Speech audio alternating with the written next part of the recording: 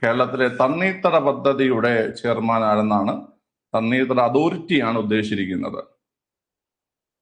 തണ്ണീർത്തട അതോറിറ്റിയാണ് ഉദ്ദേശിച്ചിരിക്കുന്നത്. ഓക്കെ, ഇതിൽ പലർക്കും ഡൗട്ട് വരാം. കാരണം മുഖ്യമന്ത്രി അല്ലെങ്കിൽ പിണറായി വിജയൻ എന്നുള്ളൊരു ക്വസ്റ്റ്യൻ നിങ്ങൾ മിക്ക ആൾക്കാരും താഴോട്ട് ഓപ്ഷൻ വായിച്ചു കാണൂല.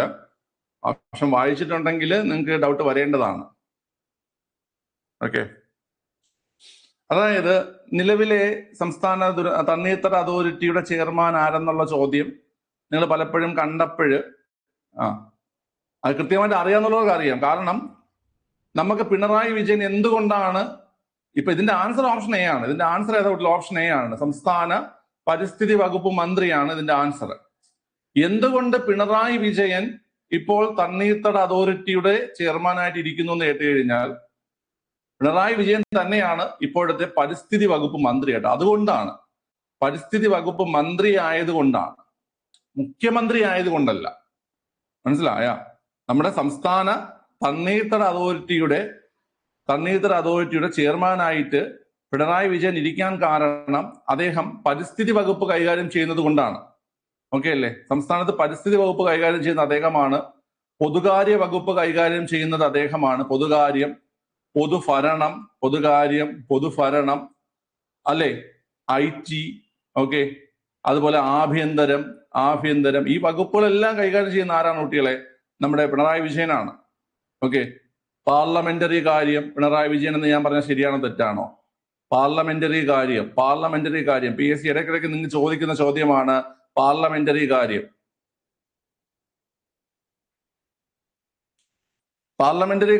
നിങ്ങൾ പാർലമെന്റ് എന്ന് കേൾക്കുമ്പോൾ പെട്ടെന്ന് മുഖ്യമന്ത്രിയാണെന്ന് ചിന്തിക്കരുത്. പാർലമെന്ററി കാര്യ വകുപ്പ് മന്ത്രി MB രാജേഷാണ്. സംസ്ഥാന പാർലമെന്ററി വകുപ്പ് മന്ത്രി ആരെന്ന് കേട്ട് കഴിഞ്ഞാൽ MB രാജേഷാണ് സംസ്ഥാന പാർലമെന്ററി വകുപ്പ് കാര്യമന്ത്രി. ഓക്കെ, പൊതുകാര്യം, പൊതുഭരണം, പരിസ്ഥിതി, IT, ആഭ്യന്തരം തുടങ്ങിയ പ്രധാനപ്പെട്ട വകുപ്പുകൾ കൈകാര്യം ചെയ്യുന്നത് നമ്മുടെ മുഖ്യമന്ത്രിയാണ്. ഓക്കെ അല്ലേ? ഇനി പാർലമെന്ററി കാര്യം കൈകാര്യം ചെയ്യുന്നത് MB രാജേഷാണ്.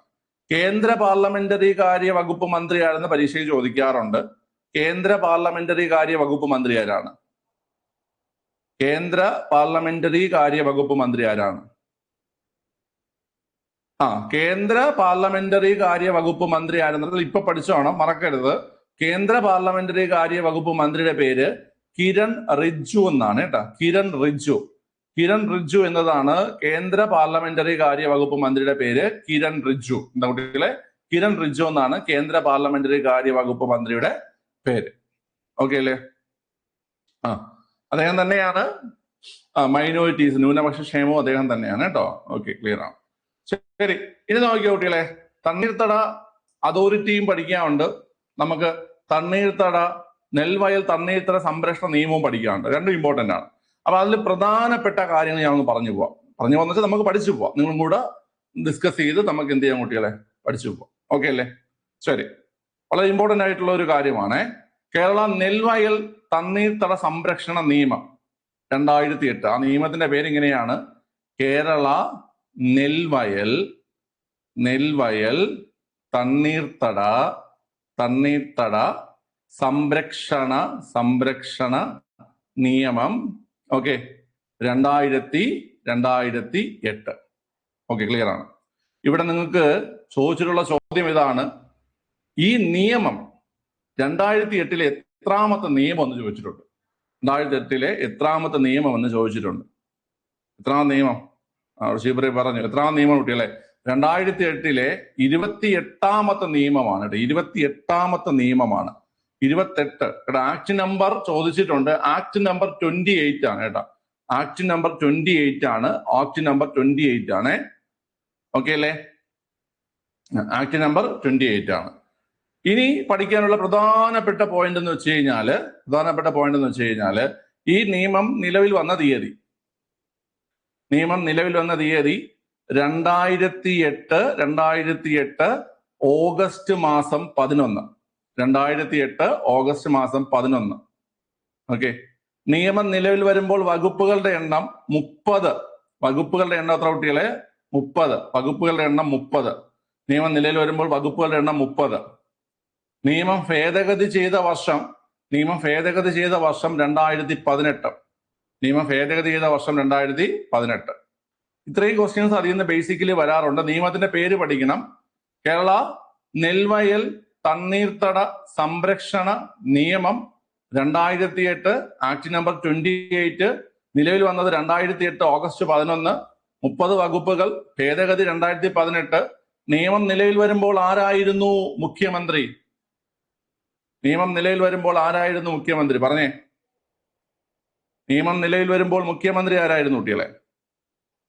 2006 മുതൽ 2011 വരെ കേരള മുഖ്യമന്ത്രി ആയിരുന്നത് VS അച്യുതാനന്ദൻ. മുഖ്യമന്ത്രി ആരാ കുട്ടികളെ? VS അച്യുതാനന്ദൻ. VS അച്യുതാനന്ദൻ ആയിരുന്നു മുഖ്യമന്ത്രി, അല്ലേ?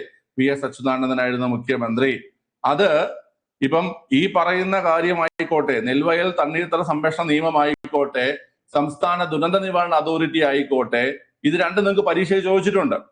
കേരള നെൽവയൽ തണ്ണീർത്തട സംരക്ഷണ നിയമം നിലയിൽ വരുമ്പോൾ മുഖ്യമന്ത്രി VS അച്യുതാനന്ദൻ. അതുപോലെ സംസ്ഥാന ദുരന്ത നിവാരണ അതോറിറ്റി നിലയിൽ വരുമ്പോൾ മുഖ്യമന്ത്രി VS അച്യുതാനന്ദൻ. ഓക്കെ. പിന്നെ നിങ്ങൾക്ക് ചോദിച്ചു കണ്ടൊരു ചോദ്യമാണ് സംസ്ഥാന വനിതാ കമ്മീഷൻ. സംസ്ഥാന വനിതാ കമ്മീഷൻ നിലയിൽ വരുമ്പോൾ മുഖ്യമന്ത്രി ആരാ കുട്ടികളെ?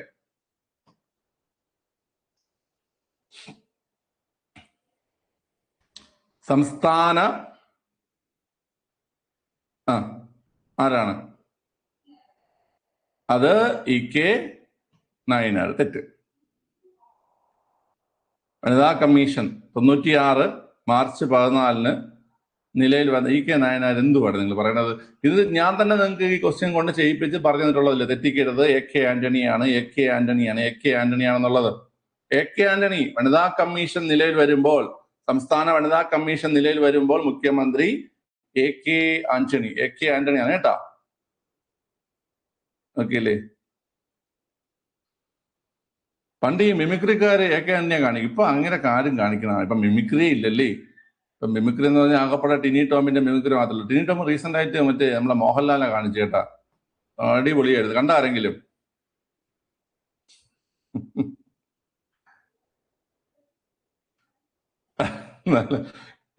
ഞാൻ ഇങ്ങനെ സോഷ്യൽ മീഡിയ എടുത്തപ്പോഴ് ഈ ഒരു സൈഡിൽ ടിനി ടോമിൻ ചരിഞ്ഞിരിക്കുന്ന ഫോട്ടോയും പിന്നെ നമ്മുടെ ടിനി ടോമിന്റെ ഫോട്ടോയും തന്നിട്ട് ഇതിൽ ഒരെണ്ണം മോഹൻലാലിന്റെ ഡൂപ്പാണ് കണ്ടുപിടിക്കാവോ എന്നും പറഞ്ഞിട്ട് ട്രോള്.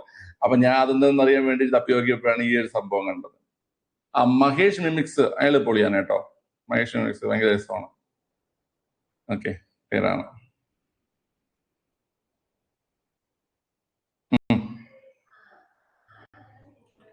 ഓക്കെ അല്ലേ കുട്ടികളെ? ശരി. ഇനി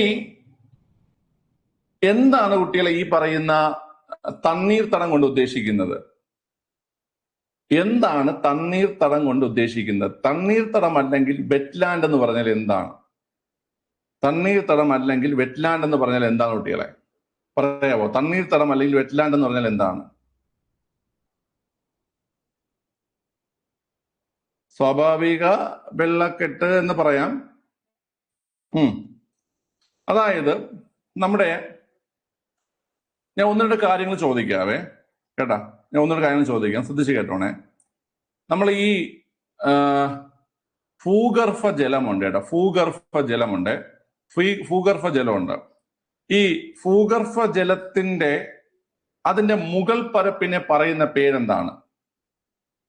ഭൂഗർഭ ജലത്തിന്റെ മുകൾ പരപ്പിനെ പറയുന്ന പേരെന്താ കുട്ടികളെ? കറക്റ്റ് ആണ്. ജലപീഠം അല്ലെങ്കിൽ വാട്ടർ ടേബിൾ എന്ന് പറയും. ജലപീഠം അല്ലെങ്കിൽ വാട്ടർ ടേബിൾ എന്ന് പറയും. ഓക്കെ അല്ലേ? ജലപീഠം അല്ലെങ്കിൽ വാട്ടർ ടേബിൾ എന്ന് പറയും. ഓക്കെ. നമ്മൾ ഒരു കിണർ കുഴിച്ചു പോകുന്നു, മനസ്സിലായ? അല്ലെങ്കിൽ വേണം നിങ്ങൾ വീട്ടിന്റെ കിണർ പോയി നിങ്ങൾ നോക്കിയാൽ മതി. വീട്ടിൽ കിണറുണ്ടാ? പണ്ടത്തെ ആൾക്കാരുടെ സ്ഥിരം പരിപാടിയാണ്. ഏത് വീട്ടിൽ പോയാലും ആദ്യം പോയി കിണറ്റിൽ പോയി എത്തി വെക്കും. നമ്മളും അങ്ങനെയല്ലേ? നമ്മളും ആ ഒരു ശീലം കണ്ടു പഠിച്ചിട്ടുണ്ട്. അതായത് ഈ പണ്ട് ഈ അമ്പലമായിട്ടൊക്കെ നിൽക്കുന്ന സമയത്ത് പിരിവിന് പോകും കേട്ടോ. പിരിവിന് പോയിട്ട് ആദ്യം ചെയ്തതാണ് അവിടെ ചെയ്തിട്ട് ആദ്യം പോയി കിണറ്റത്തോട് തലയിട്ട് വെക്കും. മനസ്സിലായില്ലേ പിള്ളേരെ? ഇപ്പോഴും ഉണ്ട്. അപ്പൊ പിള്ളേരെ ഈ നമ്മളെ കിണർ എന്ന് പറഞ്ഞു കഴിഞ്ഞാല് ഇപ്പൊ ഞാൻ ഒരു ഉദാഹരണം കാണിച്ചുതരാം. അതായത് ഇതൊരു ഇതാണെന്ന് വിചാരിക്കുക, നമ്മളൊരു നിരപ്പാണെന്ന് വിചാരിക്കുക. ഓക്കെ, ഇതിങ്ങനെ താഴോട്ട് നമ്മൾ കിണർ ഒഴിച്ചു പോകുന്നു. ഓക്കെ, ക്ലിയർ ആണ്. ഇവിടെ നമുക്ക് അത് എന്തിനാണെന്ന് എനിക്ക് പറഞ്ഞുകൂടാ. അതിന് ഞാൻ പിന്നെ ആലോചിച്ചിട്ടുണ്ട്, എന്തിനാണ് നമ്മൾ ഈ വന്ന ഉടനെ കിണറ്റിനകത്തോട്ട് എത്തി നോക്കണത്. ഓക്കെ, അത് പണ്ട് അതുപോലെ തന്നെ പണ്ട് നമ്മൾ ഈ സ്കൂളിൽ പോകാൻ വേണ്ടിയിട്ട് നമ്മൾ ഡ്രസ് ഇട്ടുകൊണ്ടൊക്കെ പോകുമ്പോൾ വഴിയെ കാണുന്ന അമ്മമാർ ചോദിക്കൂലേ, സ്കൂളിൽ പോണ മക്കളെ എന്ന്. മനസ്സിലായില്ലേ? അവർക്കറിയാം നമ്മൾ യൂണിഫോം ഒക്കെ ഇട്ടുകൊണ്ട് പോകുന്നത് സ്കൂളിലാണെന്ന് അവർക്കറിയാം. പിന്നെ എന്തെങ്കിലും ഒരു ചോദിക്കണ്ടേ, ഒരു രസത്തിന് എന്തെങ്കിലും ചോദിക്കണ്ടേ എന്ന് വെച്ചിട്ട് ചോദിക്കുന്നതാണ്. ഓക്കെ, ഇപ്പോഴത്തെ പിള്ളേരാണെങ്കിൽ വേറെ വല്ല വിളിച്ചു പറയും, പണ്ട് നമ്മൾ അതേ അമ്മൂമ്മയെ നമ്മൾ സ്കൂളിൽ പോകുന്നു എന്ന് പറയും. ഓക്കെ, അത് തന്നെ. അതുപോലെ നമ്മള് വീട്ടിൽ പോയിട്ട് കിണറിനകത്ത് എത്തി നോക്കുന്നു, ചുമ്മാ എത്തി നോക്കുന്നു, അത്രേ ഉള്ളൂ. ഓക്കെ, ഇനി ഇവിടെ നോക്കിയോ. അപ്പോൾ നമ്മളിപ്പം ഇത് കിണറാണെന്ന് വിചാരിക്കുക.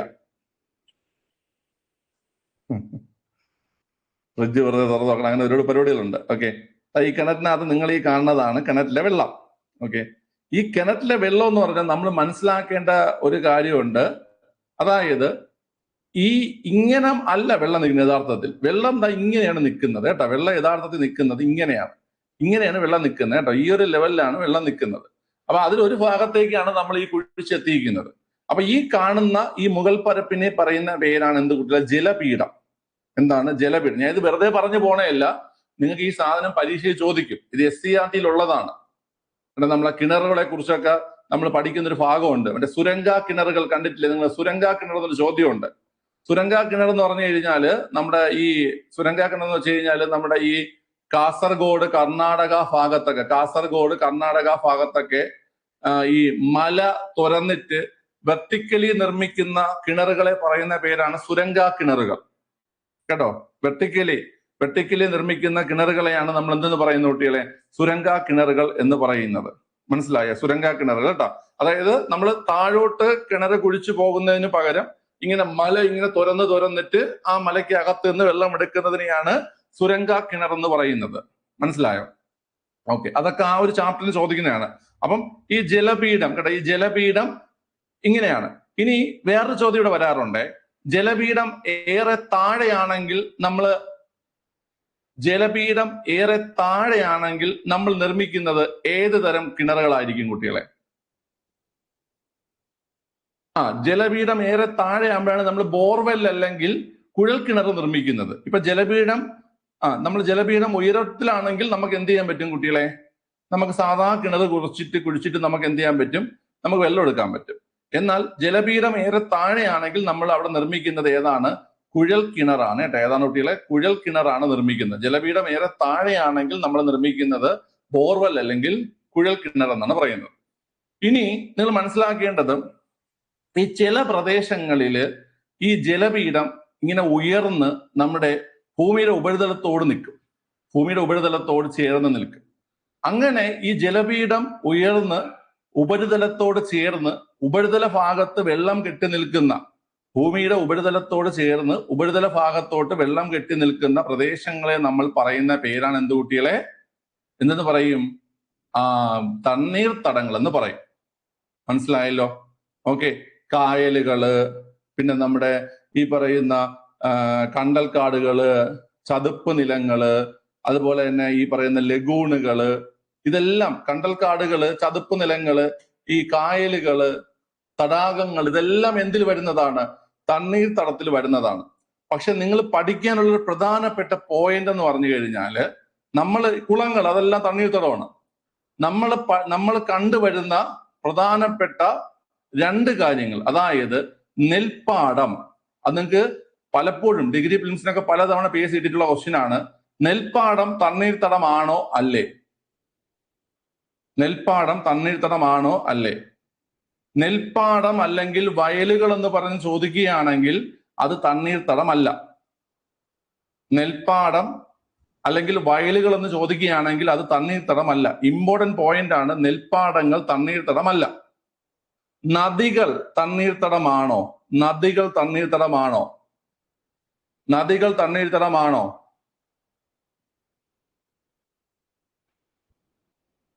അല്ല. നദികളും എന്തല്ല? തണ്ണീർത്തടമല്ല. നെൽപ്പാടങ്ങൾ തണ്ണീർത്തടമല്ല. നദികളും എന്തല്ല? തണ്ണീർത്തടമല്ല. നെൽപ്പാടങ്ങളും നദികളും തണ്ണീർത്തടങ്ങളല്ല എന്ന് മനസ്സിലാക്കുക. കായലുകളും ചതുപ്പ് വനങ്ങളും ലഗൂണുകളും കണ്ടൽക്കാടുകളും പിന്നെ ഈ പറയുന്ന അഴിമുഖങ്ങളും ഇതെല്ലാം എന്താണ് കുട്ടികളെ? ഈ പറയുന്ന തണ്ണീർത്തടത്തിൽ പെടുന്നതാണ്. എന്നാൽ നെൽപ്പാടവും നദികളും എന്തല്ല? തണ്ണീർത്തടത്തിൽ പെടുന്നത് അല്ല. ഓക്കെ അല്ലേ? ഇനി അടുത്ത് ഈ നെൽവയൽ തണ്ണീർത്തട സംരക്ഷണത്തിന്റെ ഭാഗമായിട്ട് നമ്മൾ അതിന്റെ വിവരങ്ങൾ സൂക്ഷിക്കുന്ന ഒരു സംവിധാനമുണ്ട്. ആ സംവിധാനത്തെ നമ്മൾ പറയുന്ന പേരെന്താ കുട്ടികളെ? ഈ നെൽവയലുകളും തണ്ണീർത്തടങ്ങളും സംരക്ഷിക്കുന്നതിന്റെ ഭാഗമായിട്ട് നമ്മൾ വിവരങ്ങൾ സൂക്ഷിക്കുന്ന ഒരു സംവിധാനമുണ്ട്. ആ സംവിധാനത്തെ പറയുന്ന പേരെന്താണ്? ആർക്ക് പറയാം? നമ്മളൊരു റെഡ് ഡേറ്റ ബുക്ക് എന്നൊക്കെ പറയും കണക്ക്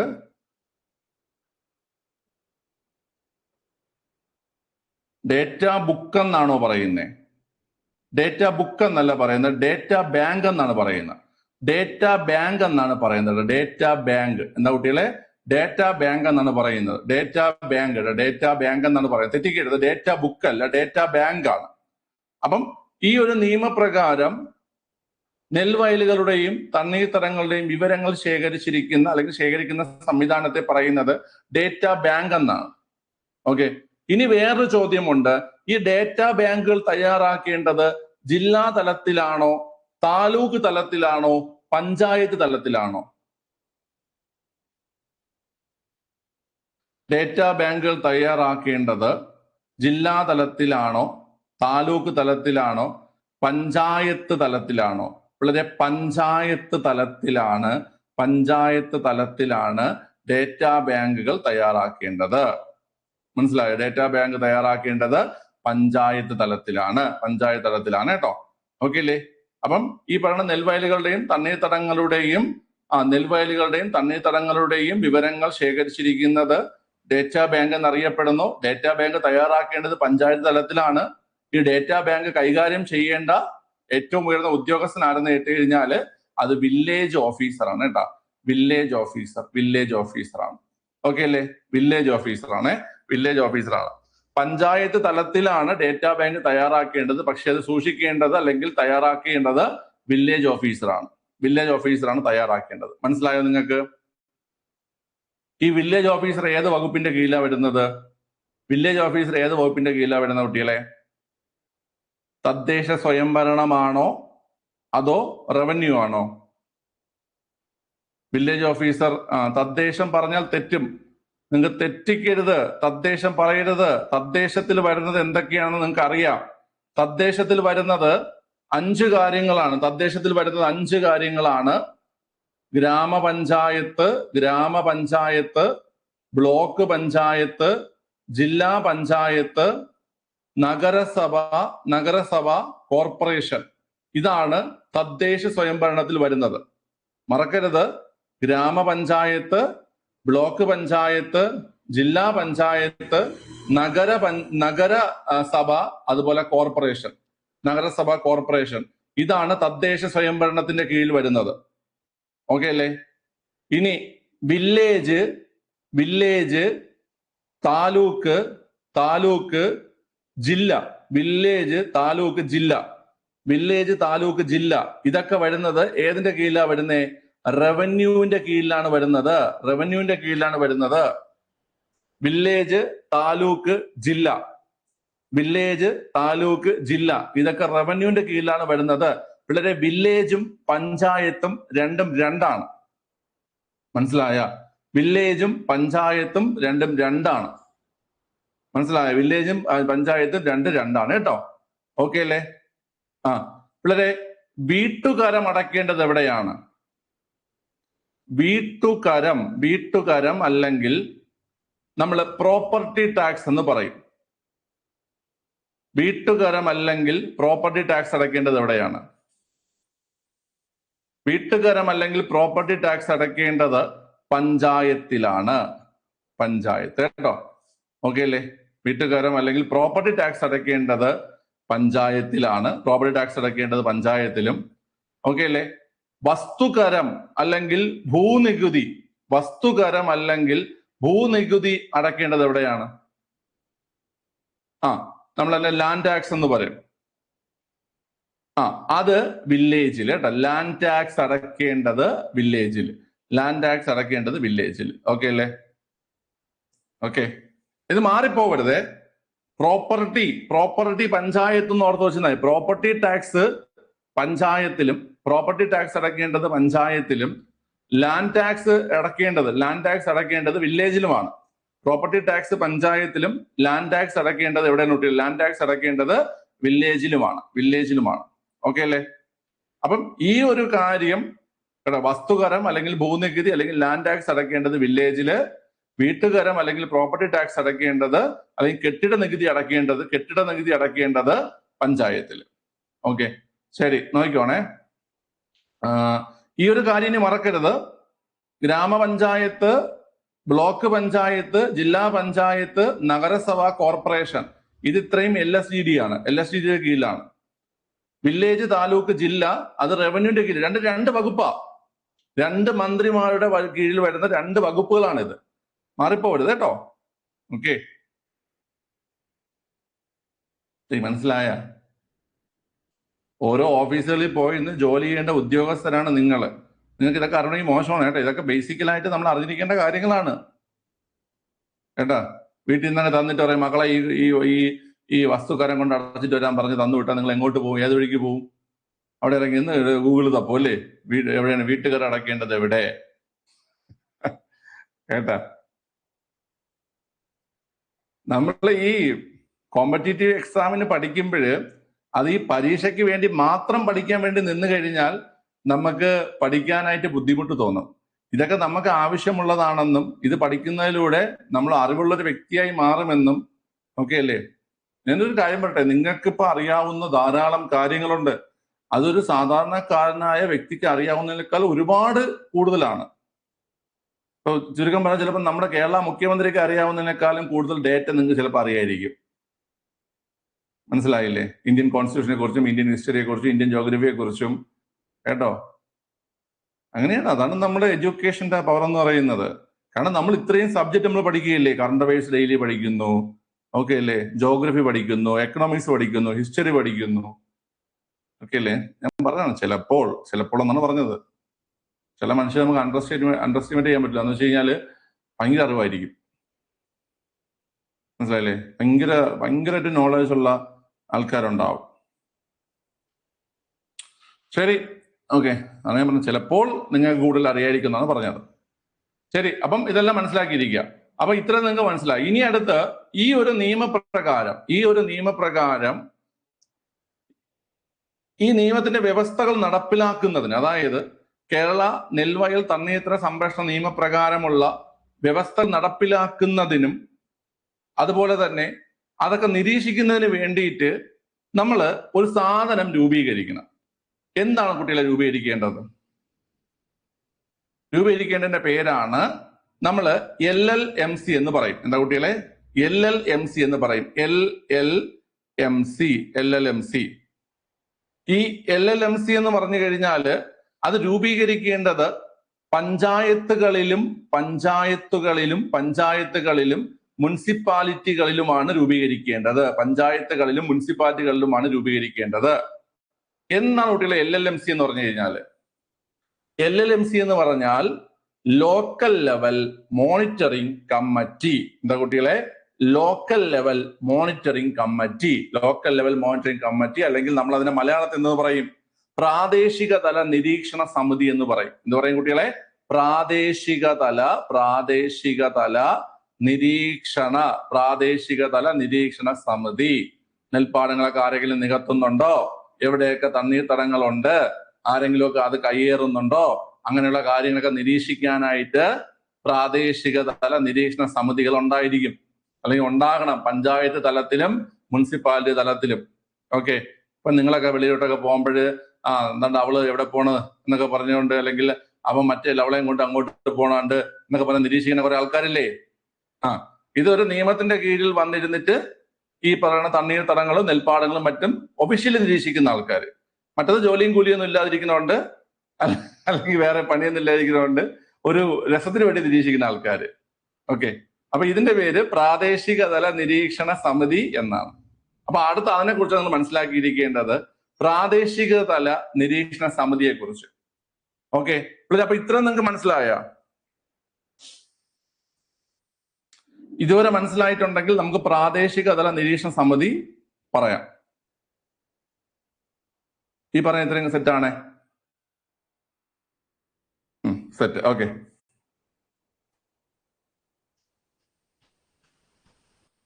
നോക്കിക്കോ. പിള്ളേരെ, പ്രാദേശിക തല നിരീക്ഷണ സമിതിയില് അതില് ഒരു ചെയർമാൻ ഉണ്ടായിരിക്കണം. ആരാണ് ഈ പ്രാദേശിക തല നിരീക്ഷണ സമിതിയുടെ ചെയർമാനായിട്ട് വരുന്നത്? ആരാണ് കുട്ടികളെ?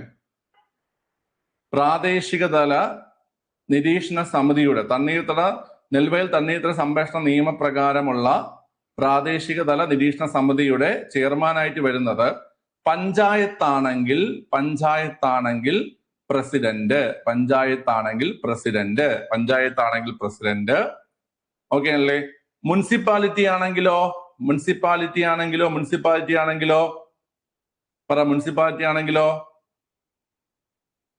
പറ. മുനിസിപ്പാലിറ്റി ആണെങ്കിൽ ചെയർപേഴ്സൺ. ഇനി മുനിസിപ്പൽ കോർപ്പറേഷൻ ആണെങ്കിലോ മുനിസിപ്പൽ കോർപ്പറേഷൻ ആണെങ്കിൽ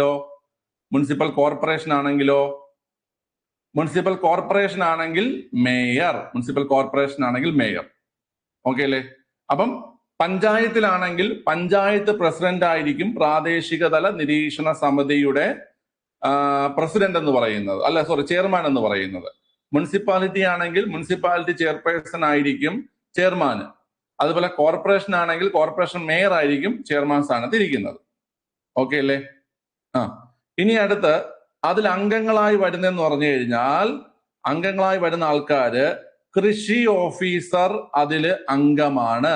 പ്രദേശത്തെ കൃഷി ഓഫീസർ അതിൽ അംഗമാണ്. ഓക്കെ അല്ലേ? വില്ലേജ് ഓഫീസർ അതിൽ അംഗമാണ്. കൃഷി ഓഫീസറും വില്ലേജ് ഓഫീസറും അതിൽ അംഗമാണ്. ഓക്കെ, ശ്രദ്ധിച്ചു കേൾക്കുക. കൃഷി ഓഫീസറും വില്ലേജ് ഓഫീസറും അതിൽ അംഗമാണ്. ഇനി അംഗമായി വരുന്ന മൂന്ന് പേര് ആ പ്രദേശത്തെ കൃഷിക്കാര്. ആ പ്രദേശത്തുള്ള കൃഷിക്കാർ. ഏത് പ്രദേശത്താണോ നമ്മൾ അത് രൂപീകരിക്കുന്നത് ആ പ്രദേശത്തെ 3 കൃഷിക്കാര് ഇതിൽ അംഗമാണ്. ക്ലിയർ ആണ്? കൺവീനർ ആരാണ് കുട്ടികളെ? ഈ പറയുന്ന പ്രാദേശിക തല നിരീക്ഷണ സമിതിയുടെ കൺവീനർ ആരാണ്? കൺവീനർ ആരെന്ന് പറഞ്ഞേ. കൺവീനർ കൃഷി ഓഫീസറാണ്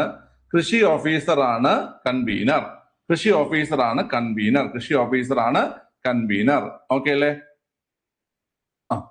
ഇനി ശ്രദ്ധിച്ച് കേൾക്കാനുള്ളത് ഇവരുടെ കോറം എത്രയാണ്? ഇവരുടെ കോറം എത്രയാണ് കുട്ടികൾ? ഇവിടെ കോറം എത്രയാണ്?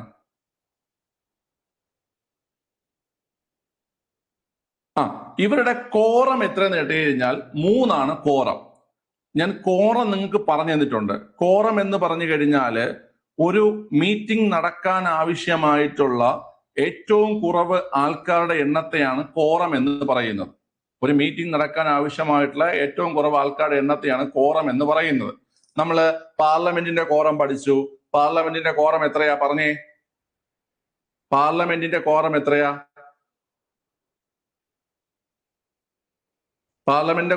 പറഞ്ഞേ. എടാ പഠിപ്പിച്ചല്ലേടാ നിന്നെയൊക്കെ മറ്റേ ഞാൻ എക്സൈസ് ഡ്രൈവറിന്റെ ക്വസ്റ്റ്യൻ വെച്ചിട്ട്. ഇതുപോലൊരു ഉറക്ക് പിള്ളേര്.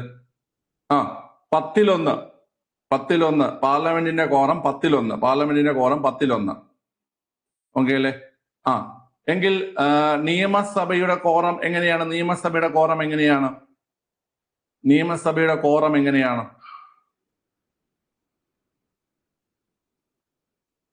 മിണ്ടല്ല, ഒറ്റ മിണ്ടല്ല. 10-1 മാത്രമാണോ ഞാൻ പഠിപ്പിച്ചത് നിന്നെയൊക്കെ?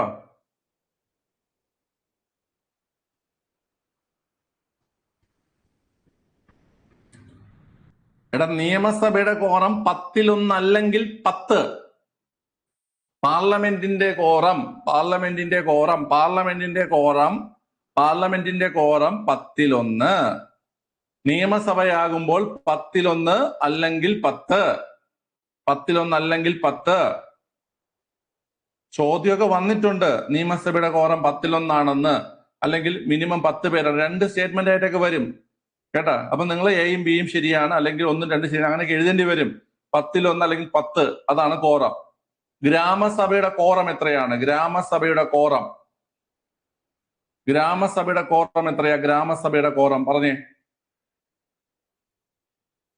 മിണ്ടല്ല. ഗ്രാമസഭയുടെ കോറം 10-1. ഓക്കെ, ഗ്രാമസഭയുടെ കോറം 10-1. ഇന്ദുലേഖയുടെ ഗ്രാമസഭയ്ക്ക് 20 കോറം.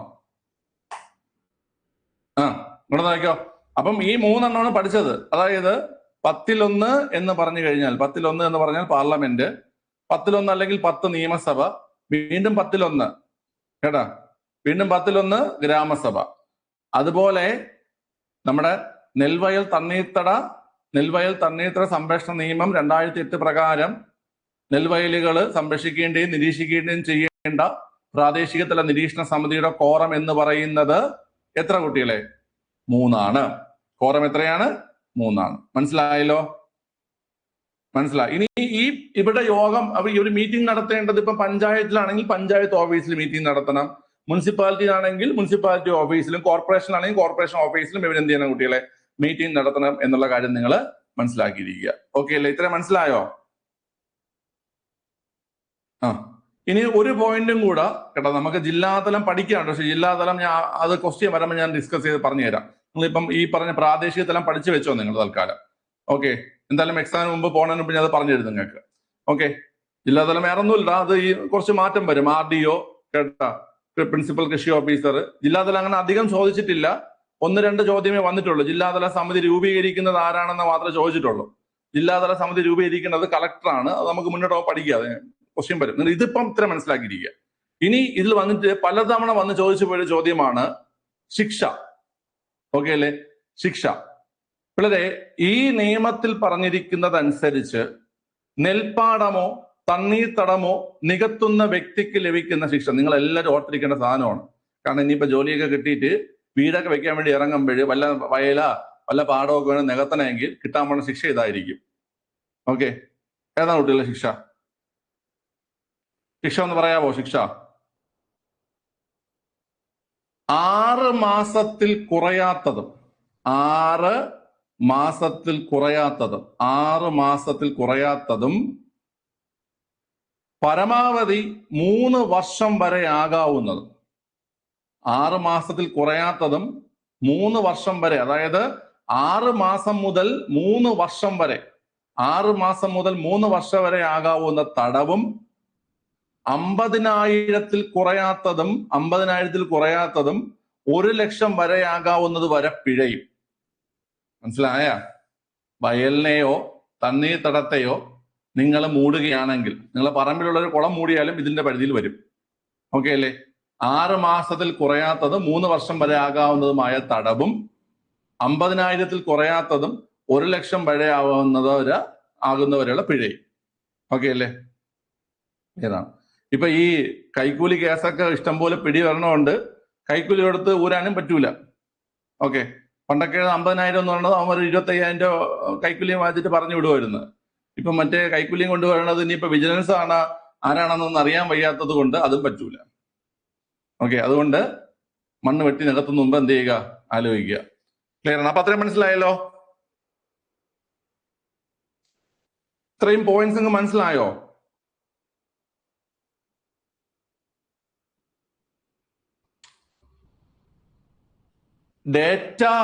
ഡേറ്റ ബാങ്കിൽ ഉൾപ്പെട്ട വസ്തുവാണെങ്കിൽ, ആ ഡേറ്റ ബാങ്കിൽ ഉൾപ്പെട്ട വസ്തുവാണെങ്കിൽ വില്ലേജ് ഓഫീസിൽ പോയി ഡേറ്റ ബാങ്കിൽ ഉണ്ടോ ഇല്ലേ എന്നൊക്കെ മനസ്സിലാക്കി ഡേറ്റ ബാങ്കിൽ നിന്ന് നീക്കം ചെയ്തതിനു ശേഷം നികത്താം. എന്തെങ്കിലും നികത്താൻ പ്ലാൻ ഉണ്ടായിരിക്കും അല്ലേ? നികത്താൻ പ്ലാൻ ഉണ്ടെങ്കിൽ വില്ലേജ് ഓഫീസിൽ പോയി ഡേറ്റ ബാങ്കിൽ ഉൾപ്പെട്ടിട്ടുണ്ടോ എന്നൊക്കെ നോക്കണം. ഓക്കെ, ക്ലിയർ ആണേ?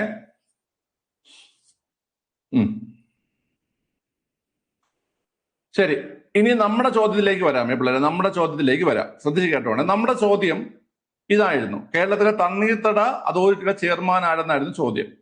പിള്ളേരെ, നമ്മള് അപ്പുറത്തെ കുളം കാണാനില്ല, അതാണ്. അപ്പുറത്തെ കുളം കാണാനില്ലെങ്കിൽ ഉടനെ അവിടെ ഒരു അന്വേഷണം തെളിവെടുപ്പൊക്കെ വരും. ഓക്കെ, അപ്പൊ അങ്ങോട്ട് ഇറങ്ങുന്നത്. അപ്പൊ ഈ നിയമത്തെ കുറിച്ച് കുറച്ച് വർഷങ്ങൾ അറിയാൻ പറ്റും, അവരൊന്ന് സംസാരിക്കും കേട്ടാ.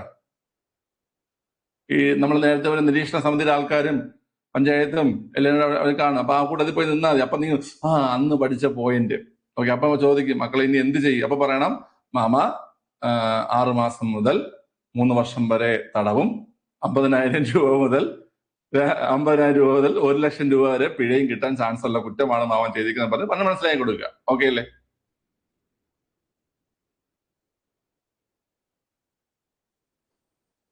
ഡേറ്റാ ബാഗിൽ നിന്ന് ഒഴിവാക്കി ഞങ്ങൾ വീട് വെച്ചു. ഓക്കെ, അപ്പൊ ഞങ്ങൾ വിശ്വസിക്കുന്നത് ഡേറ്റാ ബാഗിൽ നിന്ന് ഒഴിവാക്കിയെന്ന്. ഞങ്ങളല്ല വിശ്വസിക്കേണ്ടത്, സർക്കാരിനെ വിശ്വസിപ്പിക്കേണ്ടത്. അതിനിടയ്ക്ക് ഒരു ഇതങ്ങിടുകയാണ്. ഡേറ്റാ ബാങ്കിൽ നിന്ന് ഒഴിവാക്കിയിട്ട് ഞങ്ങൾ വീട് വെച്ചു. ഓക്കെ,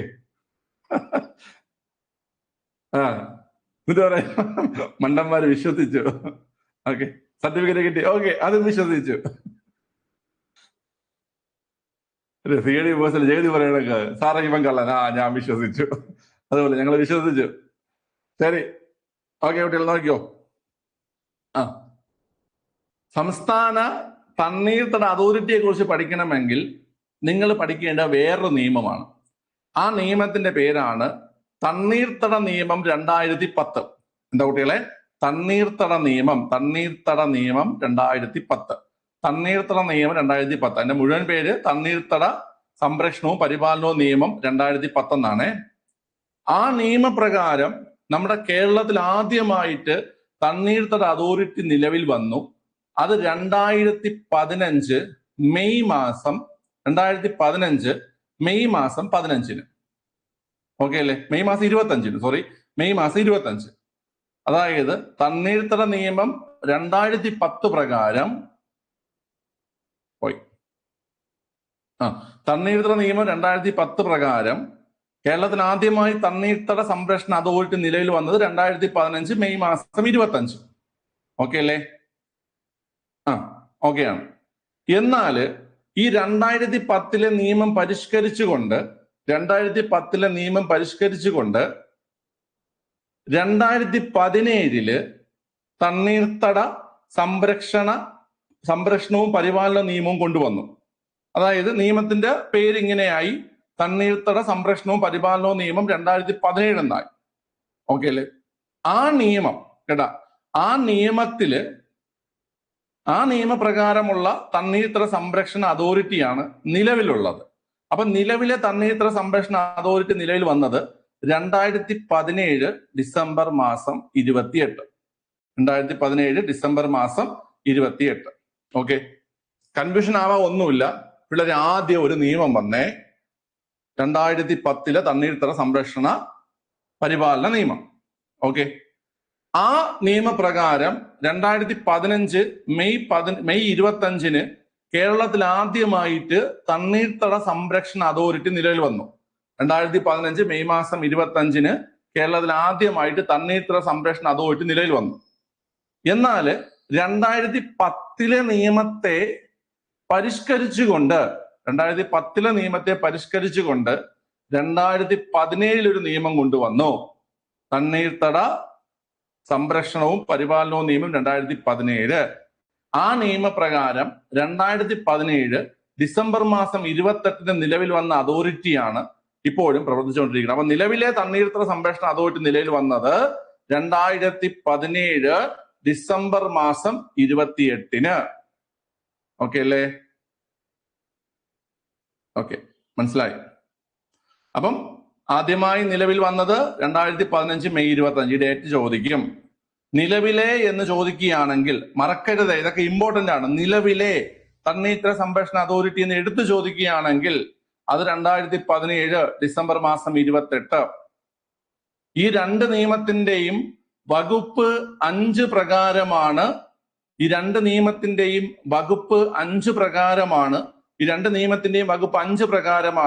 തണ്ണീർത്തട സംരക്ഷണ അതോറിറ്റി ഫോം ചെയ്തിരിക്കുന്നത്. വകുപ്പ് എത്ര പ്രകാരം കുട്ടികളെ? വകുപ്പ് 5 പ്രകാരം. ഓക്കെ അല്ലേ? വകുപ്പ് 5 പ്രകാരം. നമ്മൾ നേരത്തെ പറഞ്ഞില്ലേടാ, 2008 നെൽവയൽ, 2008 നെൽവയൽ തണ്ണീർത്തട സംരക്ഷണ നിയമത്തെ കുറിച്ച് പറഞ്ഞില്ലേ? നമ്മൾ അതിൽ പറഞ്ഞില്ലേ ലോക്കൽ ലെവൽ മോണിറ്ററിംഗ് കമ്മിറ്റി, പ്രാദേശിക തല നിരീക്ഷണ സമിതി. അതും ആ നിയമത്തിലെ സെക്ഷൻ 5 പ്രകാരമാണ് കേട്ടോ. ആ നിയമത്തിലെ സെക്ഷൻ 5 പ്രകാരമാണ്. മറക്കരുത്. പ്രാദേശിക തല നിരീക്ഷണ സമിതി രൂപീകരിച്ചിരിക്കുന്നത് 2008 നെൽവയൽ തണ്ണീർത്തട സംരക്ഷണ നിയമം സെക്ഷൻ 5 പ്രകാരമാണ്. ഇനി കേരളത്തിൽ 2015 മെയ് 25 നിലവിൽ വന്ന ആദ്യത്തെ തണ്ണീർത്തട സംരക്ഷണ അതോറിറ്റിയും 2017 ഡിസംബർ 28 നിലവിൽ വന്ന ഇപ്പോഴുള്ള തണ്ണീർത്തട സംരക്ഷണ അതോറിറ്റിയും ഈ രണ്ട് നിയമങ്ങളുടെ 2010ലെയും 2017ലെയും നിയമങ്ങളുടെ സെക്ഷൻ 5 പ്രകാരമാണ്. ഓക്കെ അല്ലേ? അപ്പം പ്രാദേശിക തല നിരീക്ഷണ സമിതി ആയാലും തണ്ണീർത്തട സംരക്ഷണ അതോറിറ്റി ആയാലും ശരി തന്നെ രണ്ട് നിയമത്തിന്റെയും സെക്ഷൻ 5 പ്രകാരമാണ്. ഓക്കെ അല്ലേ? ഇത് കേരള ഭരണ സംവിധാനങ്ങൾ എന്ന് പറയുന്ന പ്രധാനപ്പെട്ട ടോപ്പിക്കിലെ ഏറ്റവും ഇമ്പോർട്ടന്റ് ആയിട്ടുള്ള ഒരു കാര്യമാണ് കേട്ടോ.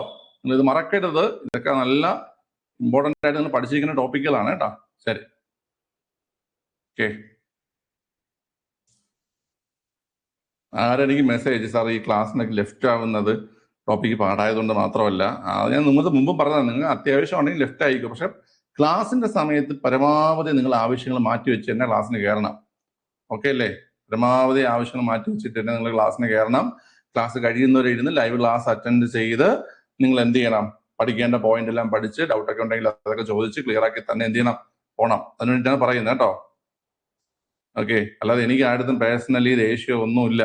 എനിക്ക് നിങ്ങളെയൊക്കെ മുഖങ്ങൾ പോലും അറിയേണ്ടത്. ഇതിൽ വളരെ കുറച്ച് ആൾക്കാരെ മാത്രമേ നേരിട്ട് കണ്ടിട്ടുള്ളൂ. ഓക്കെ അല്ലേ? ഇതിലൊരു 90% ആൾക്കാരുടെയും മുഖം പോലും എനിക്കറിയത്തില്ല. ഓക്കെ, പേരാണ്. ശരി, പിള്ളേരെ പറഞ്ഞോ ഗോപിക.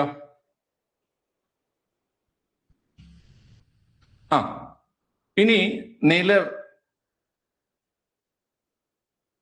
2015 നിയമമുള്ള 2010 നിയമം.